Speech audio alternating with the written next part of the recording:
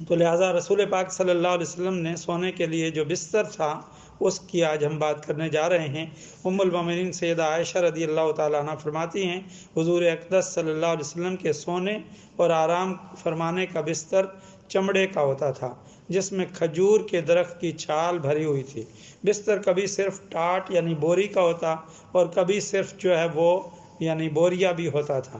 متعدد احادیث میں یہ مضمون آیا ہے کہ صحابہ کرام جب نرم بستر بنانے کی درخواست کرتے تو حضور نبی اکرم صلی اللہ علیہ وسلم یہ ارشاد فرماتے، مجھے دنیاوی راحت و آرام سے کیا واسطہ، میری مثال تو اس راہگیر جیسی ہے جو چلتے چلتے راستے میں ذرا آرام لینے کے لیے کسی درخت کے سائے میں بیٹھ گیا ہو اور تھوڑی دیر بیٹھ کر آگے چل دے۔ حضرت عائشہ رضی اللہ تعالیٰ عنہ فرماتی ہیں ایک مرتبہ ایک انصاری عورت آئیں، انہوں نے حضور نبی اکرم صلی اللہ علیہ وسلم کا بستر دیکھا کہ ٹاٹ بچھا رکھا ہے۔ انہوں نے واپس جا کر ایک بستر تیار کیا جس کے اندر اون رکھی تھی اور آقا علیہ السلام کے لیے میرے پاس بھیج دیا۔ آقا علیہ السلام تشریف لائے، اس کو رکھا ہوا دیکھا تو فرمایا کہ یہ کیا ہے؟ میں نے عرض کیا فلاں انصاری عورت آئی تھی، آپ صلی اللہ علیہ وسلم کا بستر دیکھ کر یہ بنوا کر بھیجا ہے۔ حضور نبی اکرم صلی اللہ علیہ وسلم نے ارشاد فرمایا اس کو واپس کر دو۔ مزید فرمایا مجھے وہ بہت اچھا معلوم ہوتا تھا اس لیے دل نہ چاہتا تھا کہ واپس کروں، مگر حضور صلی اللہ علیہ وسلم نے واپسی پر اصرار فرمایا اور یہ ارشاد کہ واللہ میں اگر چاہوں تو حق تعالی جل شانہ میرے لیے سونے اور چاندی کے پہاڑ تیار کر دے۔ حضور صلی اللہ علیہ وسلم کے اس ارشاد پر میں نے اسے واپس کر دیا۔ یہ رسول پاک صلی اللہ علیہ وسلم کا فقر ہے۔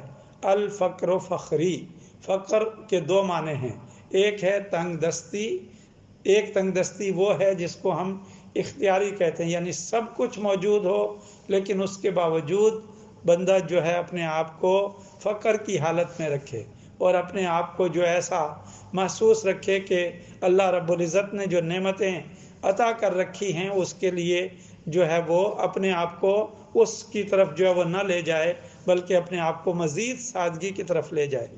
حضرت عبداللہ بن مسعود رضی اللہ تعالیٰ عنہ فرماتے ہیں ایک مرتبہ میں حضور نبی اکرم صلی اللہ علیہ وسلم کی خدمت میں حاضر ہوا۔ آقا علیہ السلام ایک بوریے پر آرام فرما رہے تھے جس کے نشانات حضور صلی اللہ علیہ وسلم کے بدن اطہر پر ظاہر ہو رہے تھے۔ میں یہ دیکھ کر رونے لگا۔ آقا علیہ السلام نے فرمایا کیا بات ہے، کیوں رو رہے ہو؟ میں نے عرض کیا یا رسول اللہ صلی اللہ علیہ وسلم یہ کیسر و کسرا تو ریشم اور مخمل کے گدوں پر سوئیں اور آپ صلی اللہ علیہ وسلم اس بوریے پر۔ آقا علیہ السلام نے فرمایا رونے کی بات نہیں، ان کے لیے دنیا ہے، یعنی دنیا کی زندگی ان کے لیے زینت بنا دی گئی ہے، لہٰذا اور ہمارے لیے آخرت ہے۔ حضرت عمر رضی اللہ تعالیٰ عنہ ایک دن آئے، انہوں نے بھی دیکھا کہ جس جگہ آپ سوئے ہوئے تھے آپ کے جسم پر جو اس کے نشانات پڑے ہوئے تھے، انہوں نے بھی یہی بات کہی تو آقا علیہ السلام نے یہ جواب ارشاد فرمایا۔ آقا علیہ السلام کی ایک زوجہ محترمہ سے کسی نے پوچھا کہ آپ کے گھر میں حضور صلی اللہ علیہ وسلم کا بستر کیسا تھا؟ تو انہوں نے فرمایا ایک ٹاٹ تھا جس کو دوہرا کر کے ہم حضور صلی اللہ علیہ وسلم کے نیچے بچھا دیا کرتے تھے۔ ایک روز مجھے خیال آیا کہ اس کو جو ہے وہ چوہرا کر دوں، یعنی اور تھوڑا سا جو ہے وہ نرم ہو جائے، تو لہٰذا میں نے جو ہے اسے چوہرا کر کے بچھا دیا۔ تو آقا علیہ السلام نے صبح دریافت فرمایا میرے نیچے رات کو کیا چیز بچھائی تھی؟ میں نے عرض کیا وہی روز مرہ کا بستر تھا، رات کو اسے چوہرا کر دیا تھا ذرا نرم رہے۔ آقا علیہ السلام نے فرمایا اسے پہلے ہی حال میں رہنے دو، اس کی نرمی رات کو مجھے تہجد میں اٹھنے سے جو ہے وہ مانع ہوئی۔